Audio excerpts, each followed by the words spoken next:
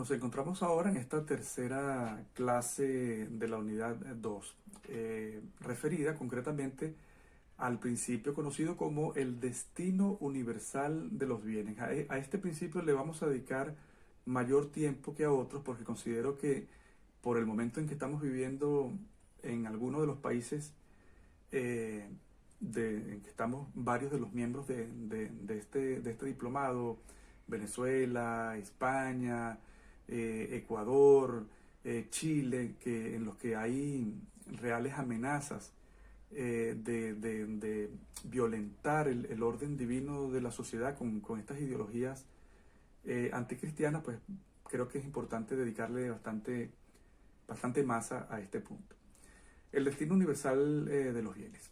Dios ha destinado la tierra y cuanto ella contiene para uso de todos los pueblos. O sea, Dios creó el mundo para el hombre, para todos los hombres, para todos los pueblos, en común y por igual. En consecuencia, los bienes creados, importante, los bienes creados, no todos los bienes, sino los que salieron de la mano de Dios, deben llegar a todos en forma equitativa, bajo la égida de la justicia y con la compañía de la caridad. Importantísimo, bienes creados. Dios crea el mundo como hace una madre cuando va a tener un niño, que le tiene, al menos en Venezuela se dice una canastilla, una especie de cesta donde tiene todos los productos que el niño va a necesitar para su vida, al menos en ese tiempo inicial. Así hizo Dios con la humanidad. Dios creó un mundo dotado con nubes para que llueva los frutos puedan ser producidos.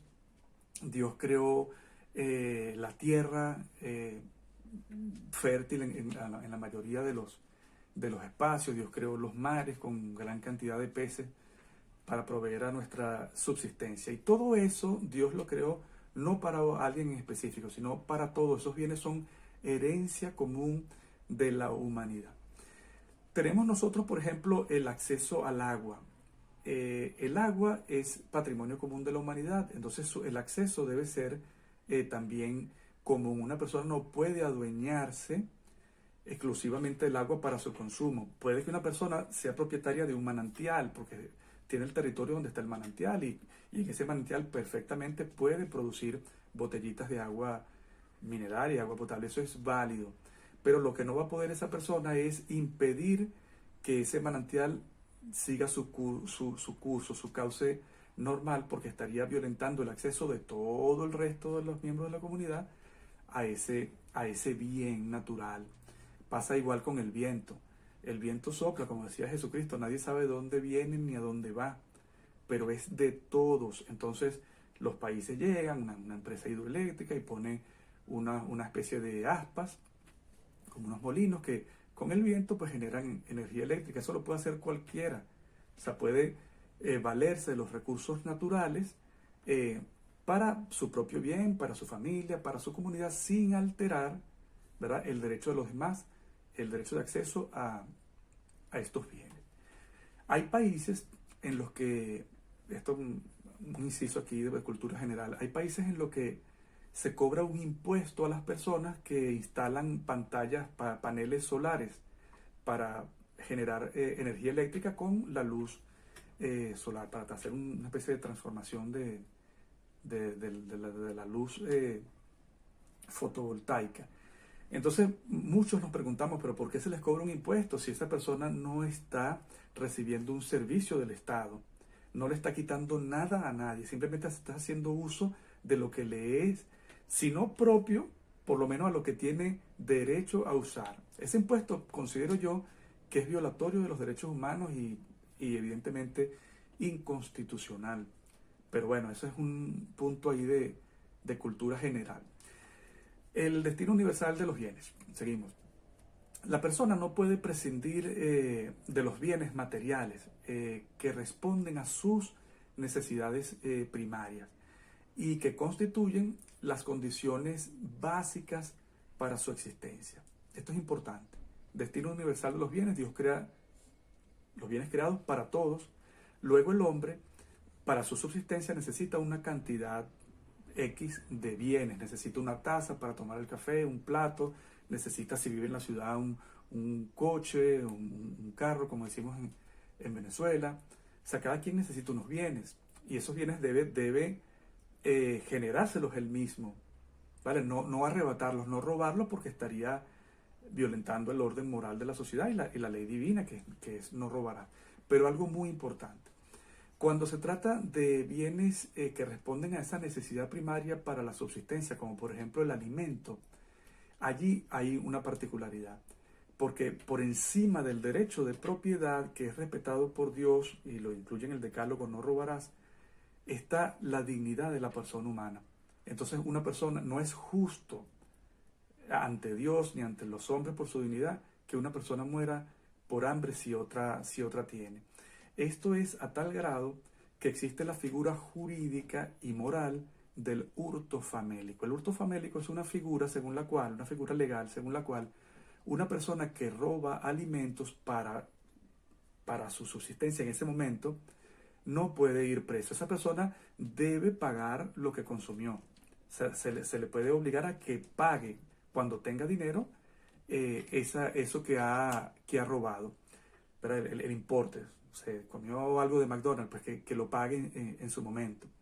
Pero no puede ir presa porque está preservando su vida. Eso es un instinto que compartimos con todo el género animal, el instinto de supervivencia. Pero en el hombre se eleva mucho más porque el hombre tiene una dignidad. Entonces un hijo de Dios, un ser que es imagen y semejanza de Dios, no puede pasar hambre de una manera inicua, injusta. El hombre siempre va a tener esa posibilidad, sin que esto lleve, importante, al robo de otros bienes que no son indispensables para la subsistencia. Robar, por ejemplo, un plato, un cuchillo para comer, eso no es hurto famélico. Hurto famélico es robarse la hamburguesa que está dentro del plato. Cosa muy distinta, y hay que tenerlo claro. Importante, no podemos confundir el destino universal de los bienes con propiedad común sobre los bienes. Porque no es que se trate de que todos los bienes sean de todos, no. Los que son de todos son los bienes que creó Dios. Pero los bienes que crea el hombre, el bien, la silla que construye el carpintero, que es el que corta la madera y le pone clavos y pega y hace una silla, ese bien no es común.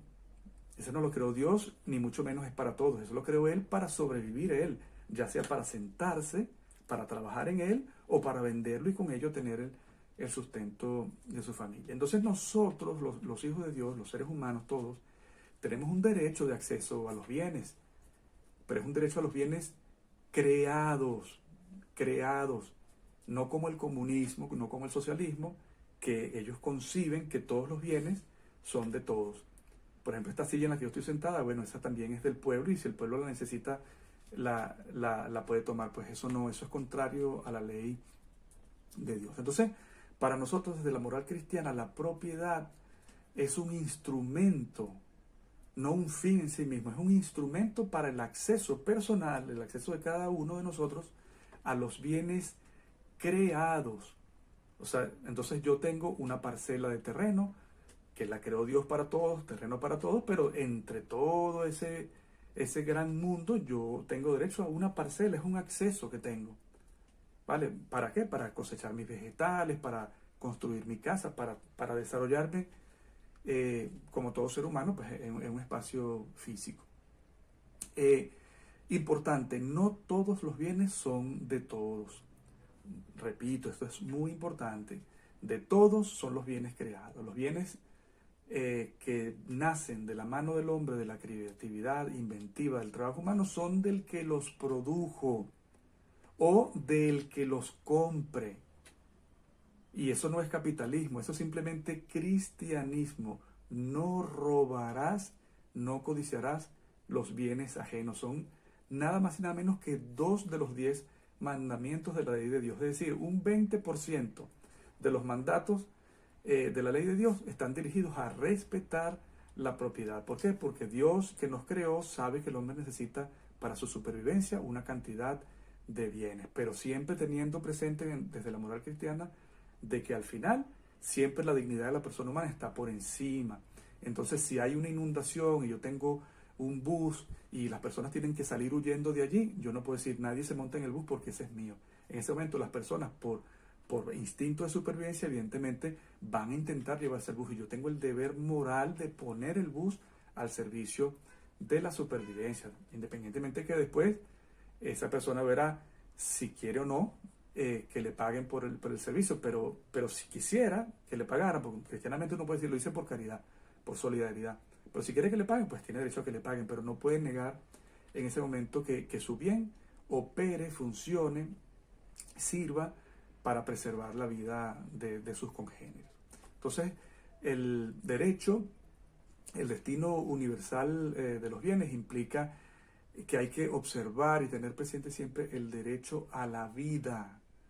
Y ¿verdad? El derecho a la vida tiene que preservar la dignidad de la persona humana. Esto es importantísimo. Pasemos a ver ahora la concepción de la riqueza y la pobreza desde el punto de vista de la moral cristiana, de la doctrina social de la Iglesia. La riqueza, pues fíjense, tenemos que son lo que son los bienes creados por Dios, dominados por el hombre. O sea, dentro de ese concepto de riqueza tenemos varios elementos. Sabemos que Dios creó el mundo para todos por igual, ¿verdad? Bienes creados para todos. Pero el hombre tiene derecho, para su subsistencia, a tomar una parte. O sea, Dios es como una madre, nos hizo un gran pastel. Es de todos, pero ¿cómo nos comemos el pastel? Bueno, pues cada quien le toca un pedacito. Cada quien tiene derecho a decir, bueno, me como este pedacito. Pues muy bien. Entonces, de ese pastel creado por Dios, yo domino una partecita. La tierra, por ejemplo. La tierra es de todos, pero el territorio español, el territorio venezolano, chileno, peruano, ecuatoriano, colombiano, de donde sea, le pertenece a ese grupo de seres humanos que están allí y tienen derecho para su subsistencia a esa parcela. Entonces, el ser humano dominar viene del latín dominus, que significa señor. Entonces, el hombre se hace señor, tiene el señorío, tiene el dominio sobre una parcela. Entonces, eso entra a la propiedad privada y entra a la riqueza de cada quien. Por eso es que Dios bendijo al pueblo de Israel con una tierra prometida y bendecía a Abraham con mayor cantidad de ovejas, etc. O sea, Dios provee. Y eso que Dios nos provee pasa a ser nuestra riqueza.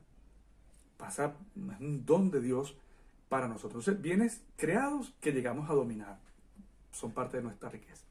Y también los bienes generados por el hombre, esos bienes que no creó Dios, como una casa, un coche, integran parte de la riqueza. Importante, en el Génesis Dios nos da un mandato, es lo que se conoce como el mandato genético de Génesis. Ese mandato no es otro que completar la creación. El hombre es co-creador, es partícipe de la creación. ¿Por qué?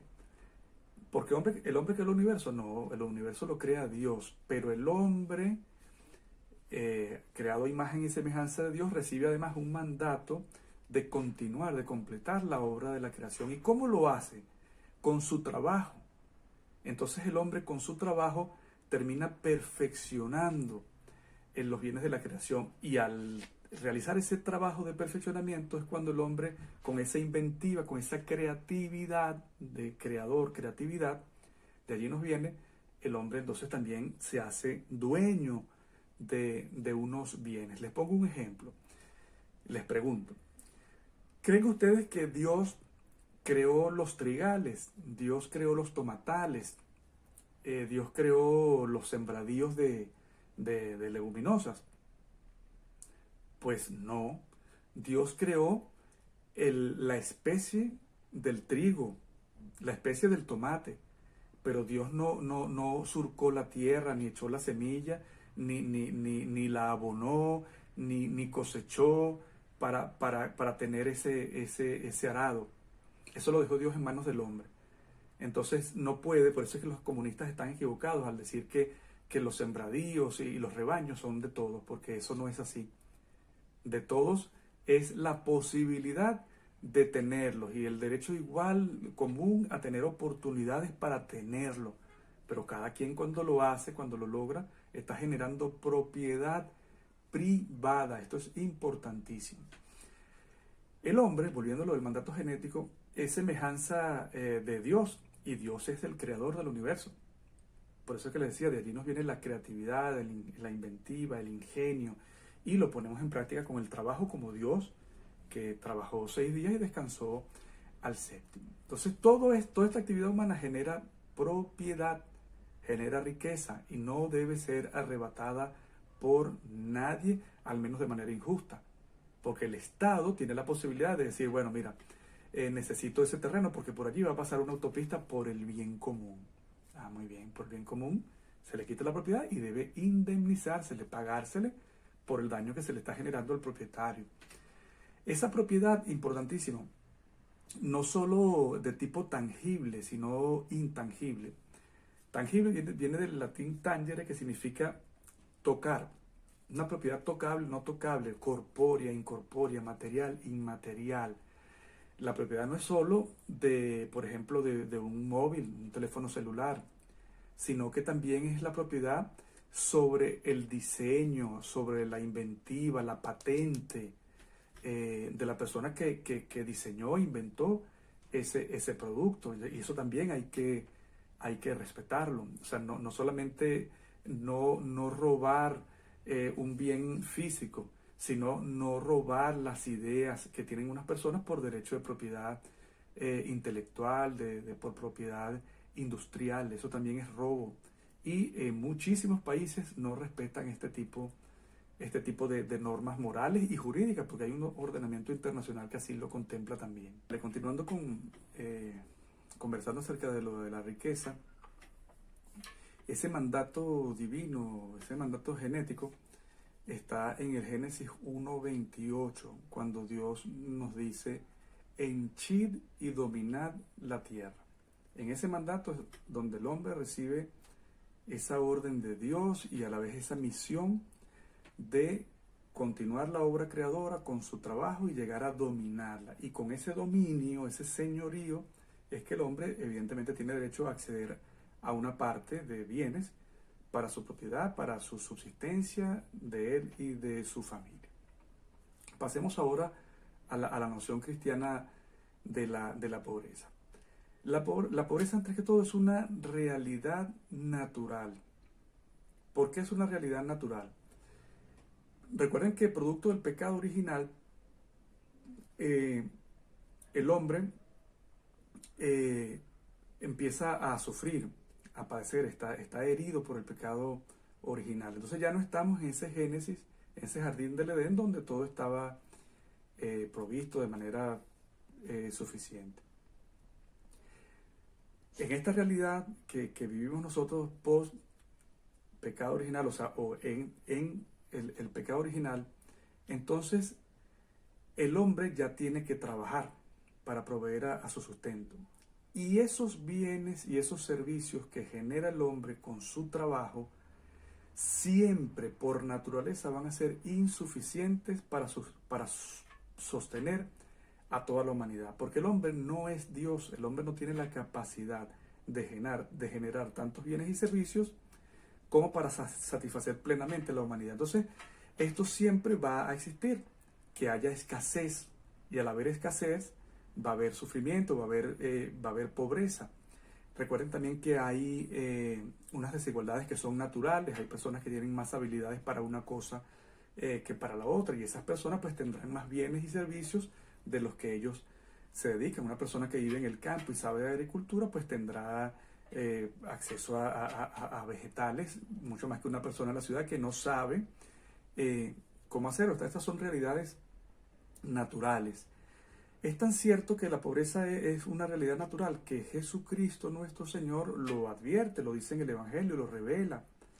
En Mateo 26:11, nuestro Señor dice claramente, pobres siempre tendréis con vosotros, pobres siempre tendréis entre vosotros, porque la pobreza siempre va a estar allí hasta que ya sabemos cuando nuestro Señor vuelva que ya tendremos la vida en ese otro plano, ya va a ser distinto. Pero en este espacio-tiempo, en esta realidad temporal, siempre va a haber escasez, porque como les dije, es natural, y va a haber pobreza. Es parte del pecado original. Recuerden que el pecado original es un pecado de la humanidad y lo padece la humanidad como un todo. Va a haber excepciones, va a haber personas que tienen mucho y va a haber también personas que tienen poco, pero la media es esa, que siempre vaya a haber pobres. Esa escasez es importante solo en los bienes creados por el hombre, bienes y servicios creados por el hombre, porque, importantísimo, esto jamás lo pongan en duda, los bienes creados, los bienes que creó Dios, son superabundantes. Hay una superabundancia de bienes, agua, tierra, siempre va a haber para todos, frutos, animales para la casa, siempre va a haber. Evidentemente que si el hombre se dedica a una caza indiscriminada, va a disminuir los rebaños, pero siempre va a haber, en general en el mundo. Puede que en alguna zona pues haya menos por esa actividad humana dañina, pero siempre la humanidad va a tener peces, va a tener agua, va a tener tierras, va a tener lluvia, frutos, o sea, árboles frutales, etc. Importantísimo, en virtud de este concepto de la riqueza, de esta concepción, mejor dicho, de la riqueza, nosotros debemos enfrentar como cristianos las ilusiones y los mesianismos ideológicos que son contrarios a la doctrina cristiana. El comunismo, que cree que todo es de todos y que todos tenemos derecho no sé, a los bienes de IBM, a los bienes de Microsoft, porque los bienes son de todos, pues eso es contrario, eso es una utopía y eso es un robo. Tenemos que ser contrarios a eso. El capitalismo también tiene mucho de pecado, sobre todo como decía San Juan Pablo II, cuando el capitalismo es salvaje. El capitalismo per se no es malo cuando se hace salvaje, cuando se olvida de la dignidad de la persona humana y ya simplemente concibe al hombre como un consumidor, un productor, y no como una persona trascendente con una dignidad que tiene derecho a unas condiciones de vida. Importantísimo ratificar el acceso a los bienes creados. Ese acceso a los bienes creados tiene que ser universal, es universal por mandato de Dios, y así tienen que la comunidad política, el Estado, tiene que legislarlo. El acceso a las playas, a los ríos, no puede ser prohibido. Una persona puede tener una parcela y por ella pasa el río y se vale de ese río, pero el agua debe dejarla correr porque es un bien universal, es parte del destino universal de los bienes. La propiedad es un instrumento para el derecho de acceso personal a los bienes. O sea, la propiedad sirve como el mecanismo con el cual cada uno de nosotros, hijos de Dios, decimos, de este pastel que es la creación a la que tenemos derecho todos, vamos a poner orden. Entonces, acceso de cada uno a un pedacito. Y ese pedacito se tiene por propiedad. Entonces, la propiedad es ese instrumento para acceder ordenadamente a esos bienes que Dios dispuso para todos y también para los que ha creado el hombre, y que debe ser respetado la titularidad sobre ese bien. ¿Cuál es el fundamento de la idea de propiedad privada? Una visión teológica. Nos dice el Génesis 1 del 17 al 19. Con fatiga sacarás de él, es decir, del suelo, tu alimento todos los días de tu vida, con fatiga. Ganarás el pan con el sudor de tu frente. ¿Qué significa esto? Que para tú tener tu sustento, para tú tener ese pedacito de la torta, tienes que tener un gran esfuerzo. Entonces, no es justo que una persona que no se ha esforzado pretenda arrebatarte lo que es fruto de tu esfuerzo, que estás pagando por el pecado original y que a la vez estás cumpliéndole a Dios ese mandato de henchirla y dominar la tierra.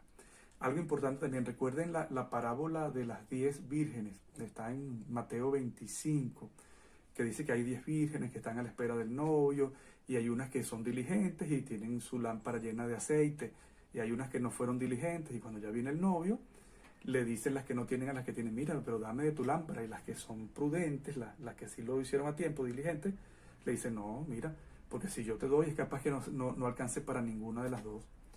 Y es la palabra de Dios, una parábola que nos dice Jesucristo para enseñarnos, para revelarnos la verdad de la vida en Dios. Entonces, si una persona trabajó todo el verano, la primavera, para tener bienes, para aguantar el invierno, no es justo que venga otra persona descuidada a quitarle los bienes de lo de su familia porque él no tiene. Cuando tuvo oportunidad, importante esto, tuvo oportunidad de haberlo hecho. Entonces es una cuestión moral. Eso sí, si una persona no tuvo oportunidad, le fue impedido, o sea, le fue imposible, de verdad no estuvo en sus manos, no es por negligencia, allí nosotros como cristianos debemos ayudarlo por solidaridad. Pero al margen de esto, si la persona es un negligente, ya no tiene no tenemos un deber moral de tener que dárselo en sacrificio de nuestra familia. Esto suena duro, pero es la ley de Dios y nosotros debemos respetar la ley de Dios. Si no, nuestro Señor no nos hubiese dado estos mandatos ni nos hubiese puesto estas parábolas que nos enseñan. Esta es la visión teológica. Veamos ahora la visión científica de la propiedad privada. El hombre, a lo largo de la historia, pues va pasando por etapas de su evolución social. Primero éramos nómadas, andábamos de lugar en lugar, cazando lo que había, tomando los frutos que habían. Y bueno, y estábamos expuestos a la intemperie, a ver qué conseguíamos, al alia, como se dice en derecho. Pero el hombre con su inteligencia y cumpliendo el deber de dominar la tierra, el hombre se hace sedentario. El hombre dice, bueno, yo en vez de andar buscando ovejas de espacio en espacio, yo voy a agarrar unas cuantas, las tengo en un redil, hago que se reproduzcan y me voy comiendo las que ya estén gorditas y así voy siempre teniendo y no tengo que andar moviéndome de lugar en lugar y tengo seguridad. Este sedentarismo nos lleva a nosotros de recoger una espiga de trigo de lugar en lugar e irmela comiendo a la siembra de un trigal y ya yo tengo trigo suficiente para todo el año. El hombre hace esto con su creatividad, que es con lo que somos imagen y semejanza de Dios, y lo hace con la técnica. El hombre utiliza el conocimiento científico y lo aplica a algo concreto. Pero ¿cómo hago yo para que este trigo se produzca más abundantemente? Entonces el hombre aplica su conocimiento y pues Dios creó los trigales, Dios creó el trigo y el hombre crea el trigal para tenerlo más fácil. Y esto es lo que genera la propiedad privada. Cuando ya no es que el hombre andaba buscando un cordero, una oveja en el monte, donde hubiera, sino que ya estos son los corderos que tengo yo, porque yo los encontré, hice mi redil, me asenté aquí, los puse a reproducirse, yo los alimento y soy el que tiene derecho a ese consumo. Esa es la visión científica. Ahora, ¿qué nos dice la fe y la razón de esto de la propiedad? Evidentemente que hay una relación de un esfuerzo y una fatiga, que es lo que hemos comentado, un esfuerzo por el trabajo y una fatiga por el pecado original, que con el sudor de tu frente tendrás tu pan. Y también, como decía la ciencia, la supervivencia. El hombre tiene que prever que viene un invierno frío y tiene que sobrevivir y tiene que ser responsable. Entonces todo esto genera un orden social y ese orden social es iluminado por los 10 mandamientos que te dicen que no robarás. Entonces tanto la fe como la razón nos indican que hay que ser, hay que trabajar, que hay que producir, que hay que ser creativos, responsables, ahorrativos, además de, por supuesto, solidarios y caritativos. Pero entonces, al referirnos a propiedad privada, nadie tiene el derecho a arrebatarte a ti nada. Tú tienes el deber moral, el deber cristiano de dar al prójimo que lo necesita por caridad, por solidaridad, pero él no tiene el derecho a arrebatarte nada, porque Dios, que te dice a ti que des al que necesita, también le dice a él que no te robe a ti.